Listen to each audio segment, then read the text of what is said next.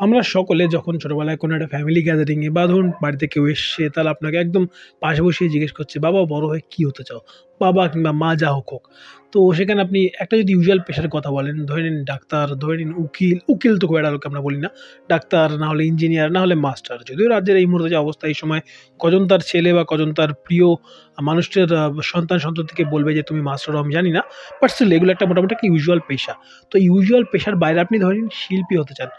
যেটা খুব একটা ইউজুয়াল নয় বলেই আমার মনে হয়। তো সেইখানে চলে আসে তখন একটা বড় ছেদ চলে আসে একটা জ্যোতিচিহ্ন, এবং অবশ্যই সেখানে আপনি যদি মধ্যবিত্ত হন তবে আরও বড় সেটব্যাক হয় এবং তৈরি হয় অমলকান্তির মতো, যারা রোদ্দুর হয়ে উঠতে চায় কিন্তু আল্টিমেটলি তারা রোদ্দুর হয়ে উঠতে পারে না। এরকমই এক অমলকান্তির গল্প নিয়ে এই উঠি তাহলে শর্ট ফিল্মটা এসছে। আমি ডিসক্রিপশন বক্সে লিঙ্ক দিয়ে দিচ্ছি, গিয়ে একবার অবশ্যই চেক আউট করুন। 10টা মিনিট আপনার কাছ থেকে সময় নেবে।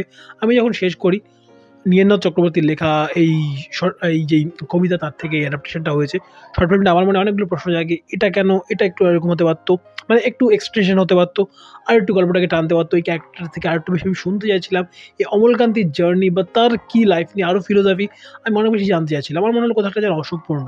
তারপর যখন আমার মাথায় ক্লাসিক্যাল শর্ট স্টোরির একটা ফরম্যাট নিয়ে যখন আমি ভাবতে থাকলাম, তখন মনে হলো কোথার থেকে যেন এখানেই শর্ট ফিল্মের সবথেকে বড় সার্থকতা, যে আপনি যখন সেটা শেষ হয় আপনার মনে হয় যে শেষ হইয়াও হইল না শেষ, এবং এই অপ্রাপ্তির ভাড়াটা যখন আপনার কাছে অনেকটা বড় থেকে যায়, তখনই কোথাটা গিয়ে শর্ট ফিল্ম বা ছোটো গল্পগুলোর কোথাটা গিয়ে সার্থকতা হয়ে থাকে। সে রবীন্দ্রনাথের বড় বড় মানে বড় বড় নাম করা ছোটো গল্প, লাইক কাবুলিওয়ালা হয়ে থাক, ডাকঘর হয়ে থাক, পোস্টমাস্টার হয়ে থাকে, এরকম যত গল্প থেকে থাক, তাদের আলটিমেট ওই ক্রাক্সটা ওটাই, যে দিনের শেষে যদি আপনার ফিল হয় যে আপনি অনেকটা দেখলেন, বাট আরও আপনি কিছুটা থাকতে চাইছিলেন চরিত্রগুলোর সঙ্গে, আরও অনেক বেশি আপনি ওই গল্পটার সঙ্গে থাকতে চাইছিলেন, একাত্ম হয়ে থাকতে চাইছিলেন।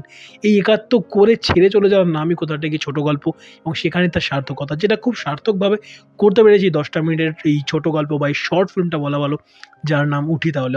অবশ্যই গিয়ে ডিসক্রিপশন বক্স থেকে লিঙ্কটা থেকে চেক আউট করুন। না প্রমোশন করছি না, ভালো লেগেছে বলে বললাম, ভালো না লাগলে খারাপটা দিয়ে শুরু করতাম, বাট খারাপ একটা জিনিস রয়েছে, আমি সেটা পরে আসছি।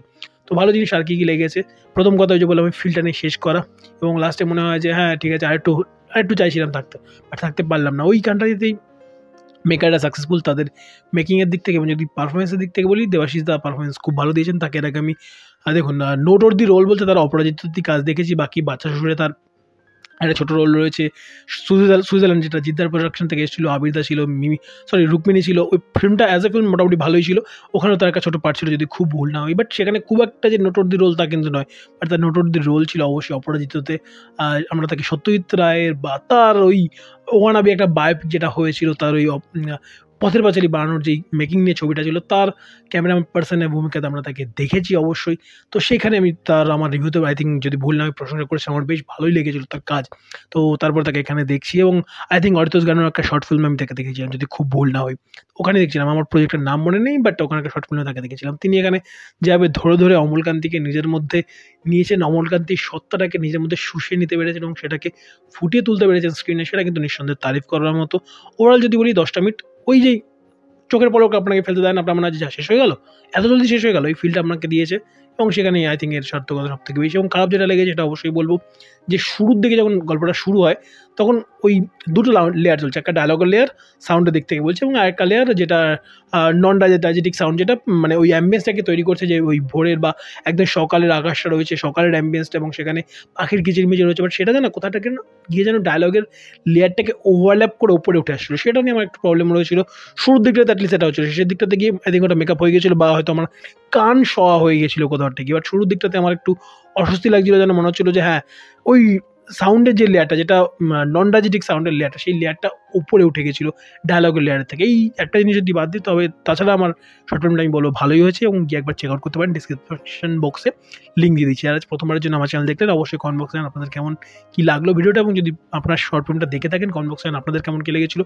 এবং নীরেন্দ্রনাথ চক্রবর্তীর লেখায় অমলকান্তি কিন্তু রোদ্দুর হতে চেয়ে চলে নিয়ে আপনি রিসেন্ট টাইমসে অনেক আতেলদের অনেক জায়গাতে ক্যাপশন দিতে দেখতে পারবেন।